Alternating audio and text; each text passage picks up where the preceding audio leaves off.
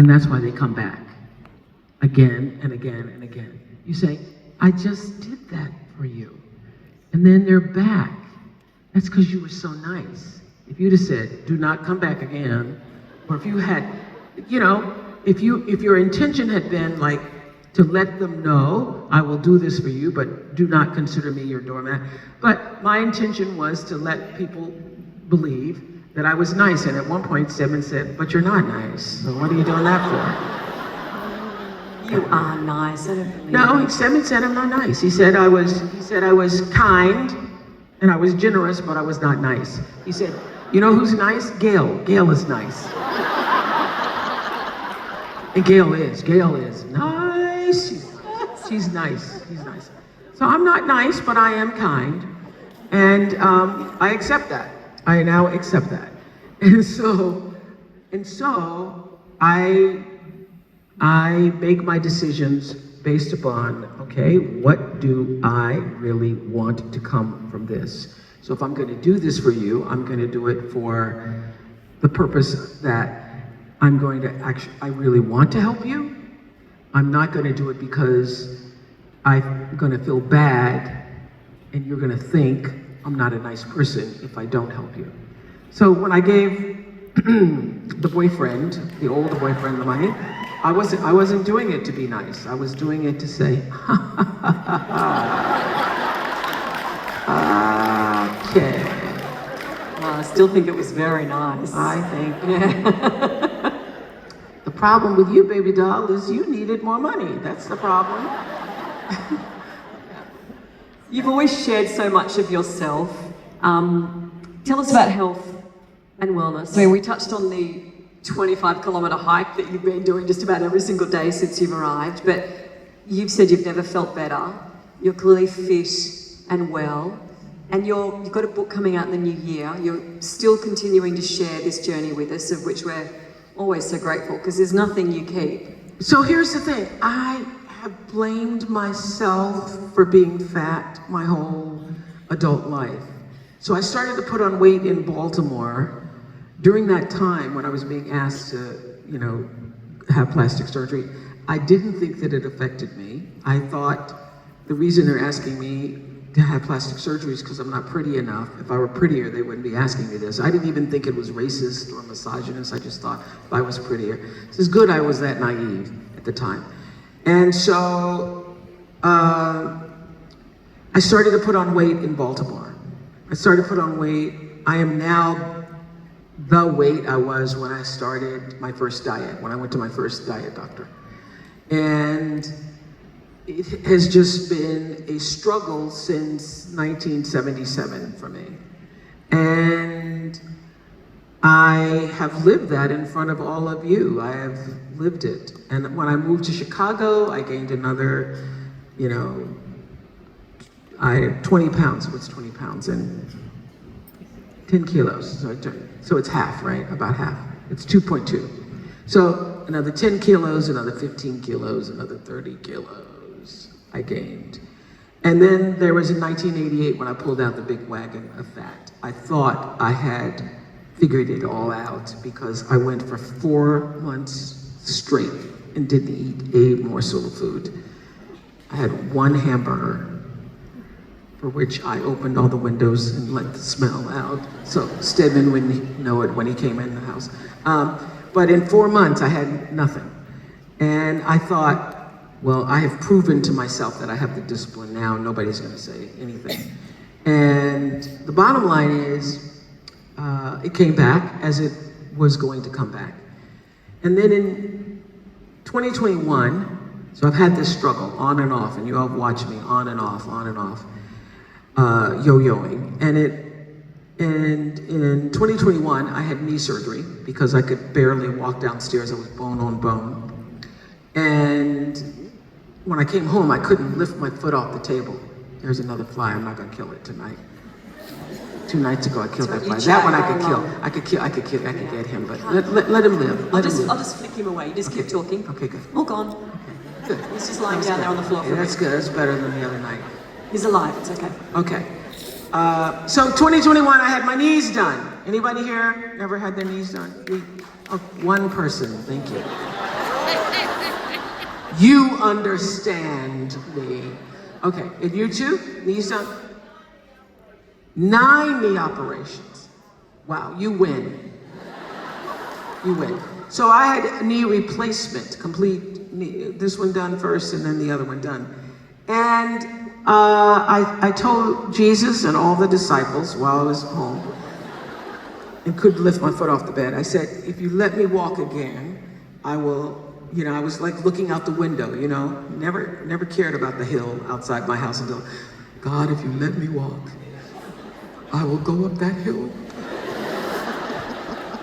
If you just let me get to that fence line, God, if you will. And so I literally started doing that. I started walking like quarter of a mile, half a mile, and every day doing better, better, better. And I started to, was only eating 1 meal a day because when I was on the heavy drugs, I didn't want a lot.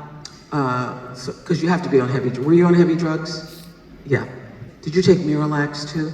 Because you need a laxative. Okay, good. Okay. When you're on those heavy drugs, oof, oh honey, will mess you up. Anyway. I told you shared a lot. I know, okay, that's too much. TMI. Anyway, so because I had developed this schedule of only eating 1 meal a day, and so I kept that schedule even after I had been through rehabilitation, and I'm hiking every day, and I was hiking more and feeling really empowered by that, and I started to lose weight. And then people were saying, oh, you're losing weight, and I was so proud of myself again. Okay, this is it. So I said, I've discovered it. It's 1 meal a day, and it's hiking 3 miles every day, and then I had to hike 4, and then I had to hike 5 in order to keep it off. And then the holidays came and I gained 8 pounds. So I could not understand what in the world. So I was doing an interview for Oprah Daily, and there was this panel of doctors, and on the panel, one of the doctors said, this is in 2023, said, obesity is a disease, and we know it's been a disease since 2013. I said, no, I did not know that. I missed that memo. I did not know that it was a disease. Tell me, why is it a disease? And they started to explain why obesity is a disease. The best explanation I heard came from an Australian doctor, Dr. Rigger, who says that genes load your gun, and the environment pulls the trigger. And I'm like, well, if genes load the gun, environment, Reese Witherspoon's in the same environment. How come her genes are? She's in the same environment. She doesn't have the same genes. So if you're in an environment of salt, sugar, fast foods, the world that we have grown up in, live in, and you have the gene for it. You have the gene for obesity. Don't ever call yourself obese. You have obesity. You don't overeat because overeating doesn't cause obesity. That's what I thought my whole life, that overeating makes you obese. It's actually obesity makes you overeat. That was the big key for me. And when I heard that, I called my doctor and I said, what you got? I've been hearing about the things. What you got? So I started treatment, and the treatment stopped the food noise. Now, those of you who don't have obesity in your gene pool, you don't even know what I'm talking about. But those of you who do, you know what I'm talking about. The food noise. Can I get an amen? Amen. Okay, so the food noise, for those of you who've never had this as an issue, is you have a meal. First of all, you're thinking about the meal before you have the meal. And as you're having the meal, you're thinking about what you're eating, and you're thinking about how many calories it is and how much is it going to take you to burn the calories off. But you're also thinking, do I or do I not? Should I have the other thing? No, if I have that thing, then I can't have this thing.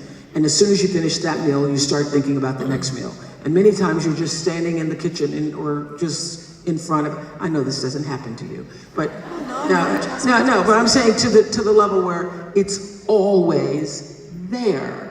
It's just always there. You're just thinking about it all the time. And so when you're going out, you're thinking, am I gonna eat that or am I gonna eat that? Well, I'm gonna do the thing. Okay, I'm gonna take the skin off the chicken. Okay, I'm gonna get the shrimp cocktail, therefore I won't have to have the fried shrimp. I'm gonna do the thing. You're just always thinking about the food in one form or another. And what happened was after I went to my doctor and got treated, I didn't have that anymore. So that left a big, wide open space for lots of other things to come in when you're not thinking about food all the time. And this is the thing, I didn't realize that people who don't have obesity weren't thinking about it. And if you think about it, you're not thinking about it in the same way that I have thought about it, have literally obsessed about it for years. It has been a burden for me. Do you know that in 1980, just before the show was going national, 1986, there's a very famous show in the United States called The Tonight Show with Johnny Carson. Y'all heard of it? Anyway, Johnny Carson was a big deal, and to be able to get on the Johnny Carson show was such a big deal. And I got called to be on the Johnny Carson show long before the show was syndicated. This was like a year and a half before the show was syndicated. So my little show in Chicago started to beat Phil Donahue. The very first day I was on, and then weeks after that, nobody expected me to beat Phil Donahue. Not even I expected to beat Phil Donahue. The people who hired me in Chicago said, we know you can't beat Phil Donahue. And I said, okay. Thank goodness they didn't say, go beat Phil Donahue, because I wouldn't have known how to do that. So my boss, when he hired me in Chicago, said, we know you can't beat Phil, just be yourself. And that was the freedom that I needed, just be yourself. So I get called to be on The Tonight Show, my first national television appearance for the whole country. And Joan Rivers, the comedian, who's since passed, is hosting The Tonight Show that night. So when you go on these shows, they always tell you ahead of time what the questions are gonna be, especially for these shows where you only got 5 or 6 minutes. You know exactly what the format's gonna be. You're gonna talk about this, and this. So I was there to talk about beating Phil Donahue. And in the middle of the conversation, Joan Rivers turns to me, and you can find this on YouTube, and she says, so, how did you gain the weight? And I was like, oh my goodness, she's calling me out for being fat. And I said, oh, I just ate a lot, Joan, I just ate a lot. And she goes, no. She waves her finger in my face, and she says, no, I'm serious. You have to lose the weight on national television. So I'm like, okay, I will lose the weight. So I felt, I left there feeling shamed by the experience, but also I didn't blame her for it. I didn't blame her because I thought, well, she is right, I should lose the weight. And I did the exact opposite. I went home, I had my last meal that I was gonna have before the diet, then I had another last meal, and another last meal, another last meal. And so there it began all over again. So I had been, and Joan shaming me on national television opened the door for all the tabloids, just so I became a weekly story of gaining, losing. So this burden that I've carried all of these years of not understanding, number one, if you are a person who carries the gene for obesity, you need to know now it's not your fault. It's not your fault. And it's like trying to hold your breath underwater and not rise. And the way the obesity gene works is every one of us has a set point. Reese Witherspoon has hers, and I have mine.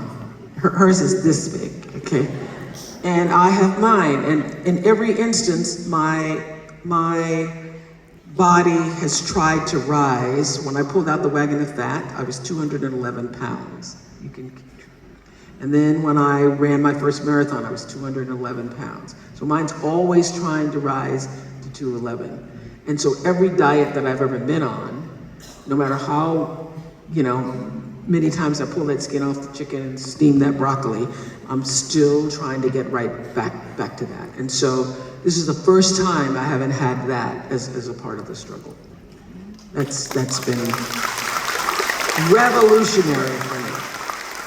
But it's not one thing, it's everything. It's the hiking, it's the drinking enough water, it's the making sure you get enough rest, it's all the things that have helped me feel my best, most vibrant self at 71, moving in.